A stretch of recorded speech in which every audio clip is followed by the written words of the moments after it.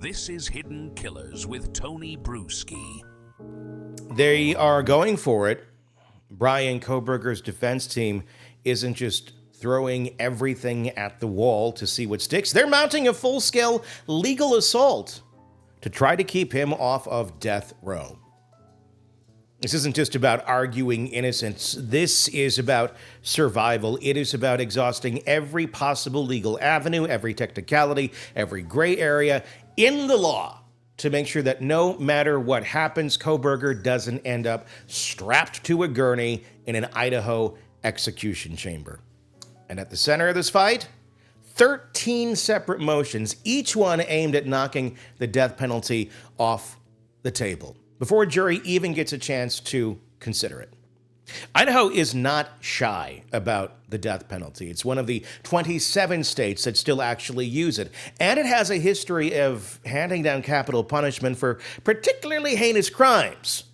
The state's legal framework makes it clear first-degree murder can be a death penalty case if the prosecution proves certain aggravating factors, things like multiple victims, a murder committed in a particularly cruel way, or a killing that shows a complete disregard for human life. If a jury convicts Kohberger, and if they find those aggravating factors, which they probably should, he could very well be sentenced to death. That's why his defense team is fighting like hell to make sure it never gets to that point. Their strategy? Well, initially, argue that Idaho's entire approach to the death penalty is flawed, unconstitutional, and fundamentally unfair. One of their biggest claims is that the death penalty is falling out of favor across the country. The point to the fact that several states have abandoned capital punishment in recent years, while others have put moratoriums on executions. The argument here is that if fewer states are using the death penalty, it reflects an evolving standard of decency in American society. It's always interesting to hear the defense counsel for someone who is being charged with killing 4 people in one setting, arguing evolving standard of decency. And it's not even at the merits anymore of the case. It's just about, well, if he is guilty, here's why you shouldn't kill him, because there's evolving standards of decency. I know a lot of you are saying one thing right now in your head, and it's something that your parents probably said to you if you were 90s kids. Well, you better should have thought of that before you did that, or something of that nature.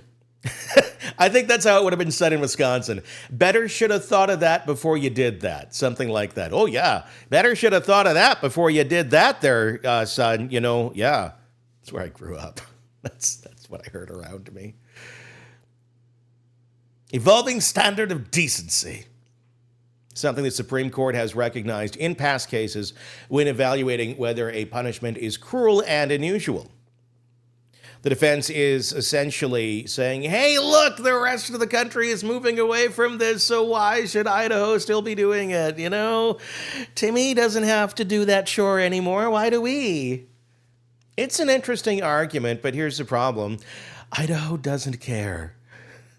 The honey badger doesn't care what California or New York is doing. Idaho is still very much in the execution business, has been, will be for some time to come, likely. And unless the Supreme Court swoops in and changes the game, it's likely not going to happen, the state isn't about just to roll over because other places have decided to go in a different direction.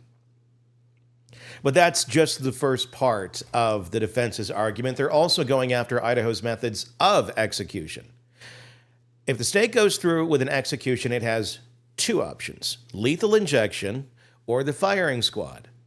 The last one probably made you do a double take unless you already knew about this. But yes, Idaho has brought back the firing squad as a backup method in case lethal injection drugs become unavailable.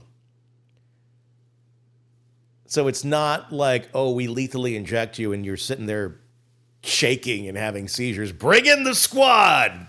Say goodbye, Charlie. No, that's not how that works. If the drugs are unavailable, because apparently we have a real hard time killing ourselves on purpose in this country. I mean, we do it so many other ways, but when it's actually the one goal of the product, we have a real hard time producing the drug that does that. Does it make any sense? No, it doesn't at all. It doesn't. So they say if we can't get the drug, well, then we're going to have to bring in the firing squad. And they argue that both of these options amount to cruel and unusual punishment. Lethal injection it's been under heavy scrutiny in recent years because of many botched executions where inmates took painfully long to die. How you screw that up, I don't know. I don't know, it seems fairly straight. I feel like I could find household chemicals around my house right now and make a cocktail that would probably take me out pretty quick. If I absolutely, like if the aliens are coming and it's like, okay, let's go, that sort of a deal. I don't know why, again, I don't understand why it is such a difficult thing. I know it comes down to there's only so many companies that the government will use and all that, but I mean, come on. People are finding ways to do this in their homes every day. We can't tackle this one. The firing squad, that's a whole other can of worms. The defense claims that being shot to death is not only barbaric, but also a throwback to a time when executions were public spectacles.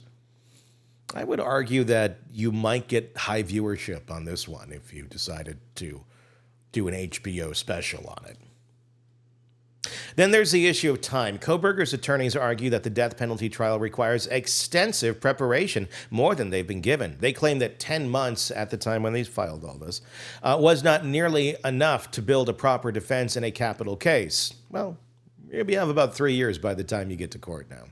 They said that without more time, Kohberger's right to effective counsel is being violated. It's a fair argument. Death penalty cases are notoriously complex, and the defense team has to gather mitigation evidence, interview experts, and prepare for a two-phase trial, one phase to determine guilt and another to determine whether Kohberger should be executed. It's essentially like 2 trials back to back. It's a double feature.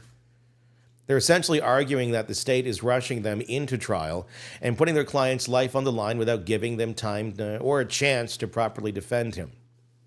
Okay.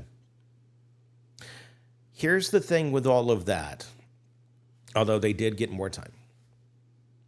The judge didn't buy most of the arguments. Because eventually, in this case, on November 20th, 2024, Judge Stephen Hippler shut down every single one of the defense's attempts to take the death penalty off the table. He ruled that Idaho's execution methods, while controversial, are still legal. He ruled that the state's death penalty laws are constitutional. He ruled that the timeline of the trial is reasonable given the circumstances. And most importantly, he ruled that the death penalty remains in play.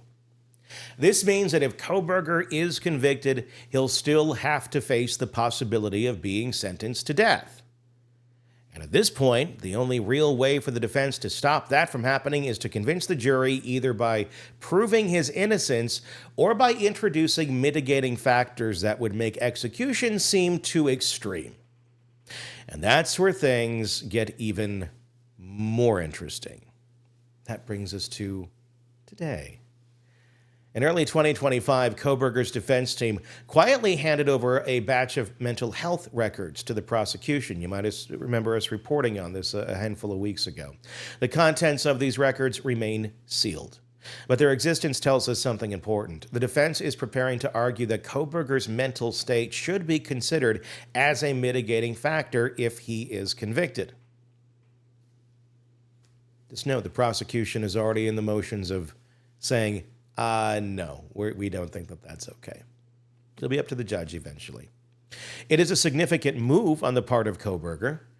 In death penalty cases, the defense often introduces evidence of mental illness, neurodevelopmental disorders, or past trauma to argue that the defendant's culpability is reduced. Not gone, just reduced. In some cases, this kind of evidence has been enough to persuade a jury to spare the defendant's life, even in the face of overwhelming evidence of guilt. And while Idaho doesn't allow an insanity defense at trial, mental health issues can still play a huge role in sentencing. The question is, what's in those records? What is the defense planning to argue? The answer might be even more controversial than anything they have done so far, because if the rumors are true, they might be preparing to argue that Bryan Kohberger is on the autism spectrum and that his neurodevelopmental condition should be taken into account when determining whether he deserves to die. An argument that would be a legal grenade. Autism spectrum disorder isn't typically used as a defense in criminal cases, and it's clearly not recognized as a reason to avoid the death penalty. But if the defense can convince the jury that Kohberger's condition impaired his ability to process emotions, understand social cues, or control his actions in the way a neurotypical person would, they might be able to shift the narrative in a way that makes execution seem unnecessarily harsh. Of course, that's a massive gamble. Jurors might see it as a last-ditch effort to avoid accountability. The prosecution will almost certainly push back, arguing that whatever neurological condition Kohberger may have had, it didn't stop him from allegedly planning and executing a brutal crime. And the biggest hurdle? Idaho law doesn't explicitly exempt people with autism from the death penalty the way it does for people with intellectual disabilities. That means this argument isn't just a legal long shot, it's completely uncharted territory. The next phase of this case, it's shaping up to be a battle over more than just facts and evidence. It's becoming a fight over what justice looks like and who deserves mercy and whether a diagnosis can or should change the outcome of a death penalty case. And that's a fight that could change everything. Autism spectrum disorder, three words that up until now haven't been at the center of a death penalty case quite like this. Well, if you look at a lot of cases, probably present in a lot. Not an excuse. In no way, shape, or form. And I don't really think it should preclude you from getting the death penalty either. But part of the recipe sometimes. And look, most people on that spectrum are not killers. I consider myself one of them. Not a killer, but over there. But understanding that, you see some of these people's outlooks, these characteristics, these tendencies that go off in bizarre, obsessive ways, the way that mind works, and where they are on that spectrum. There's a certain place somewhere there where it enables one to go down those roads without seeming to have an understanding of repercussions. That's why you see so many cases like this. So if this is argued, if this is successfully argued, this would be a big deal. Because I would argue you could argue this in probably 70-ish% of cases, maybe higher. If Kohberger's defense team is heading in the direction that many suspect, they're about to introduce an argument that has never truly been tested in this way. That his alleged neurodevelopmental condition should spare him from execution. Autism is not a mental illness. It's a neurological difference that affects social interaction, communication, and behavior. Some people with autism struggle with impulsive control. Some have difficulty reading social cues or understanding emotional ways people communicate that neurotypical individuals do, and some exhibit excessive behaviors, intense focus, specific interests, or rigid thinking patterns. Or they're insanely successful and do really amazing things in this world, things that neurotypical people couldn't do or wouldn't have the drive to do. I hate it when it always goes so negative. It's like, look at half of our leaders out there, the good ones. I guess it depends who we're talking or who's answering the question. It's there. It can be used as a superpower too. Just saying. It's a spectrum, meaning that the effects vary widely from person to person. But one thing is clear, autism on its own has never been an automatic shield from criminal responsibility. Legally speaking, the justice system has drawn a line in the sand when it comes to capital punishment and certain mental conditions. The U.S. Supreme Court set a landmark precedent in Atkins versus Virginia in 2002 when it ruled that executing individuals with intellectual disabilities violates the Eighth Amendment's prohibition on cruel and unusual punishment. The reasoning was that people with significantly impaired cognitive function, those with an IQ below a certain threshold, cannot be held to the same standard of responsibility as neurotypical individuals. But autism, it's never been explicitly included in that ruling. It exists in a legal gray area. And by the way, if you're basing that one on IQ, you're going to find insanely high IQs over there. On high functioning, anyway. And that's where Kohberger's defense might see an opportunity. And I'll be corrected. Even in lower functioning doesn't mean that they don't have that all going on by any means. I'm a big proponent of this, if you don't already understand that, of awareness and understanding. They've already filed a motion that specifically references autism spectrum disorder, signaling that they might attempt to argue that his neurological makeup should be factored into his sentencing if he's convicted. The problem is they haven't provided any formal diagnosis, and that might be a problem, at least not yet. So what happens if they do? If Kohberger is officially diagnosed with ASD, his attorneys could argue that his condition impacted his ability to fully comprehend the social and emotional weight of his alleged actions. They might claim that he struggled with interpersonal relationships, had difficulty interpreting emotions, or even had an impaired ability to regulate impulses. They might argue that his obsessive tendencies, if present, played a role in how he allegedly planned or carried out the crime. In short, they're likely to say that he's not the same kind of criminal as others who have faced a death penalty, and that executing him would be a miscarriage of justice. Yeah. Here's the problem with that argument. Autism is not an intellectual disability. Unlike cases that have fallen under Atkins versus Virginia, individuals with autism can have very normal or even above average intelligence. They can understand right from wrong. They can plan, they can manipulate. And if the prosecution pushes back, they'll almost certainly argue that whatever diagnosis Kohberger may or may not have had, it didn't stop him from allegedly engaging in meticulous planning before the crime, nor did it prevent him from allegedly taking calculated steps to avoid being caught. Because if that's the case, he can probably do it better than others.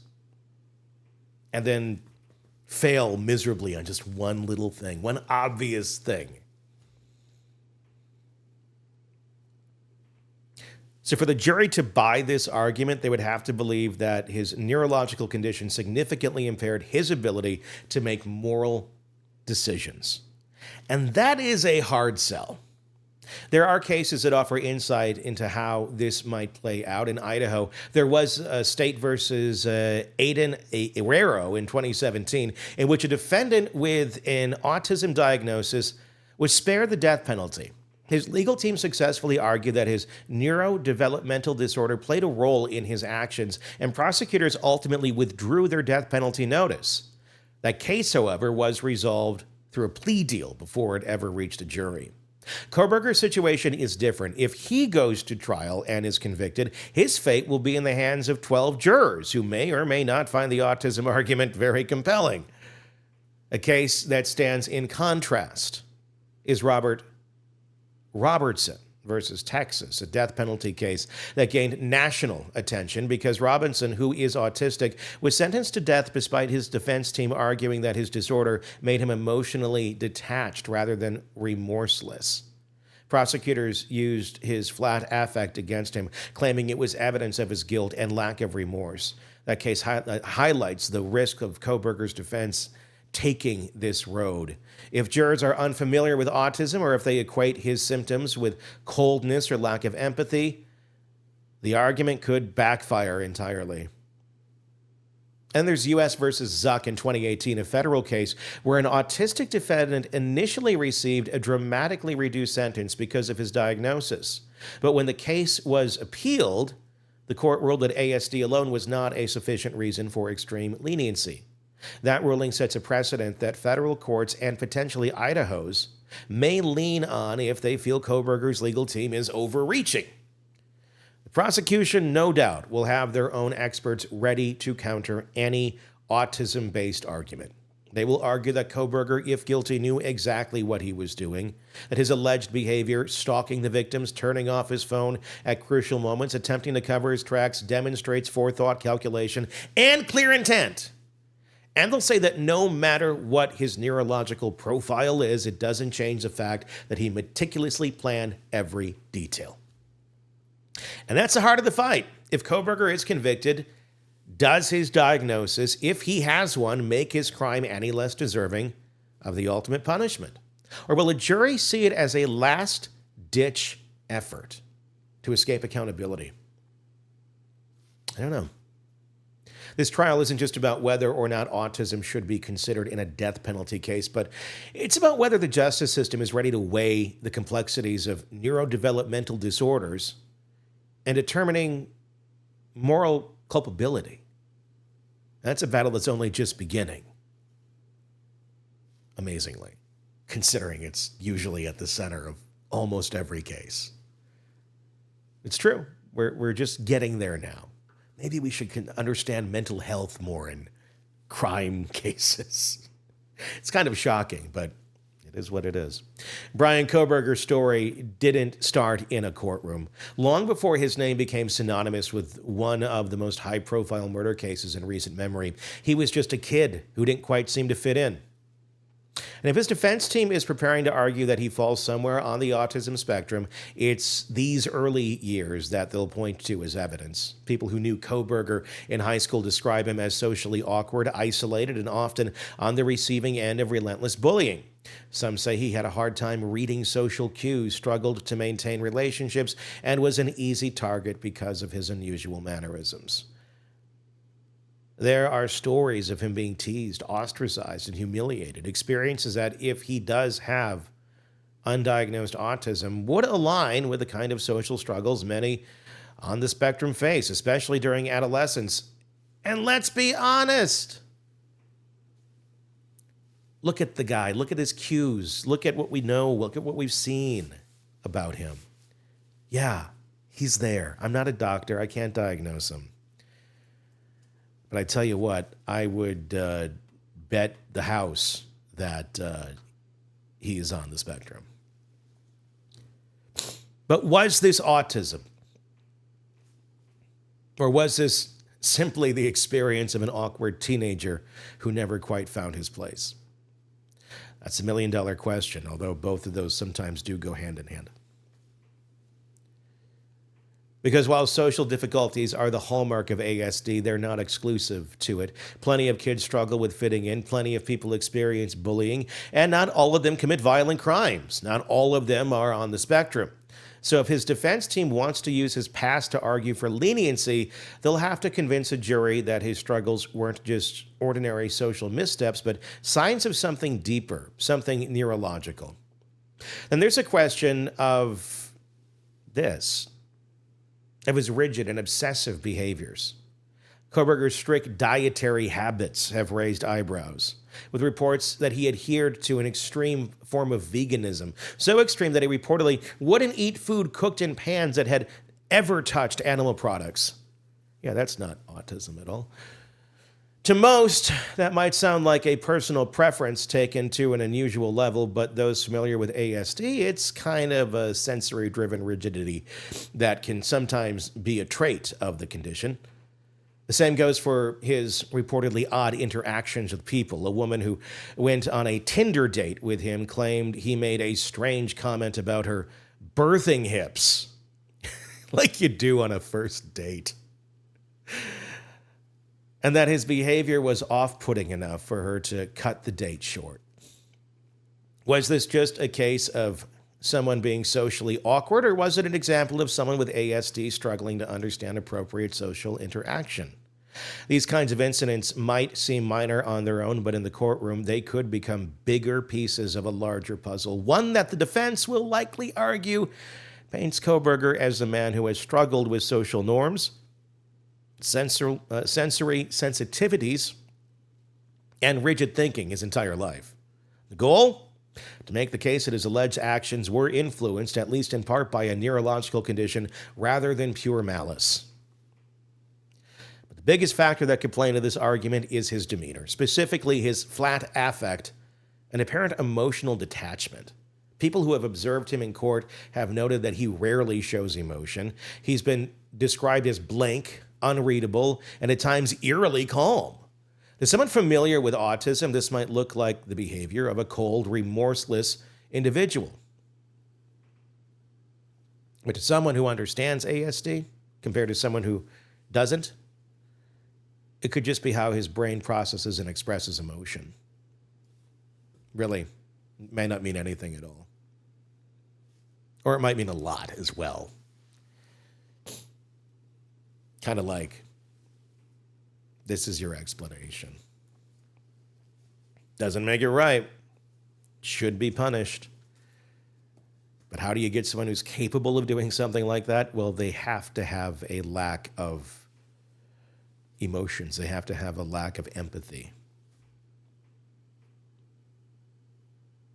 And be hurting so badly to feel anything that they're driven to try and take on such a horrible, horrible motion, event, crime, just to try and feel something. Because that's what people like this are doing. They're so void of feeling that they have to go and do crazy, extreme things just to say, I felt something. And that little spark of something is what they get. And then they continue on.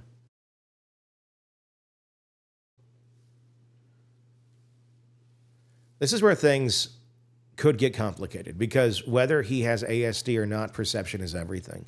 If a jury sees him as emotionless, they may be more likely to view him as dangerous and deserving of the harshest punishment.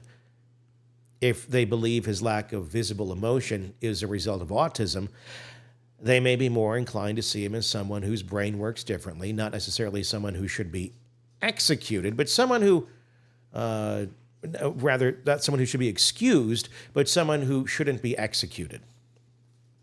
At the same time, Kohberger's defense has an uphill battle when it comes to his alibi. As the trial approaches, a new legal fight has emerged over how much weight his claimed whereabouts on the night of the murder should be given. Kohberger's attorneys have stated that he was out driving alone, stargazing. Remember that?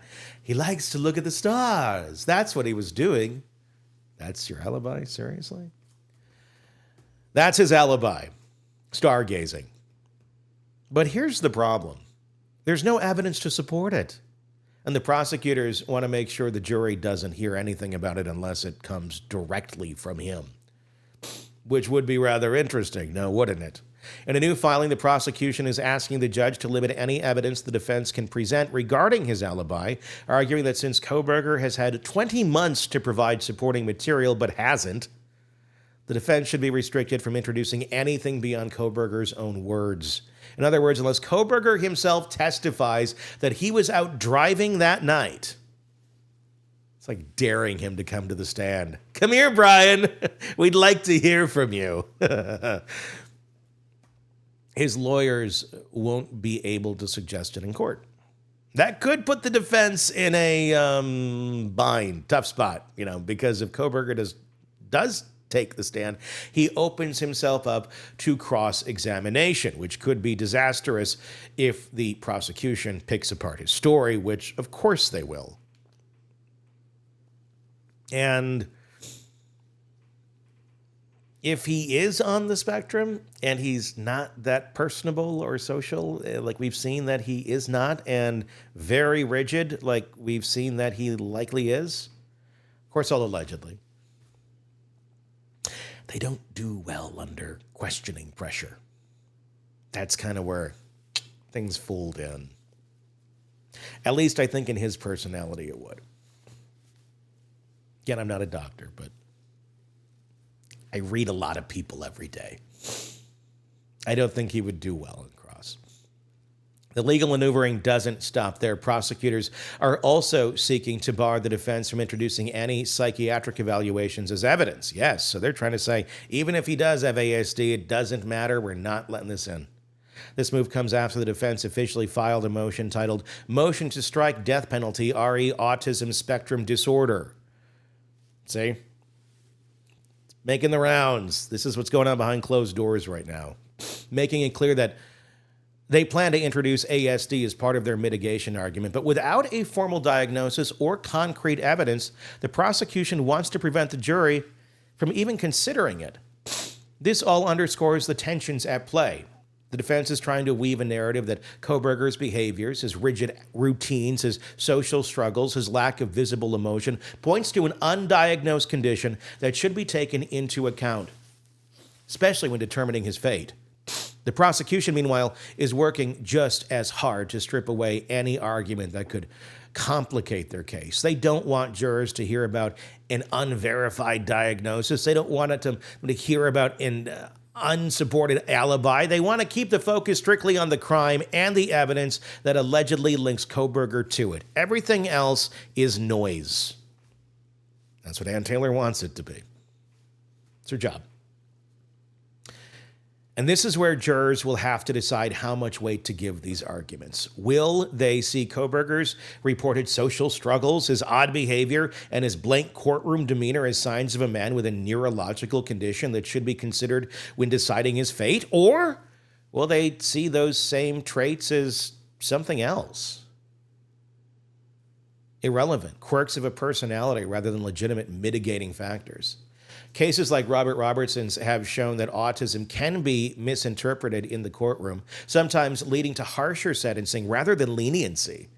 But that doesn't mean jurors in the case will see it the same way. If the defense introduces ASD as the mitigating factor, they will be asking a jury to consider not just what Kohberger allegedly did, but why he did it, and whether his brain worked differently enough to warrant sparing his life. And in a case of this high-profile magnitude, with this much public scrutiny, that might be the hardest sell of all. In a case that is full of hard sells. What's next for Kohberger? We'll have to see. Will the judge boot the argument of anything health-related? That's going to be the next determining factor. If he lets it in,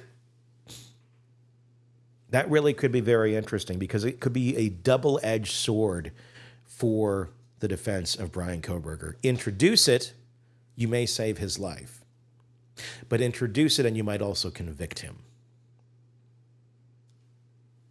Because it does play very much into the story arc, the character arc of what we understand him to be on a very deep level. It puts the arc there.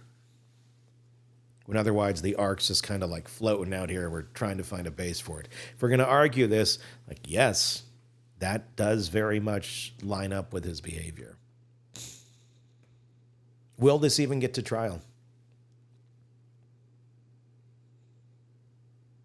Because if you're already arguing this point, you have to consider that they are very much advising Kohberger that at this point, we don't know what we're going to be able to do for you. Maybe the best thing we can do is get the death penalty off the table and maybe you plea.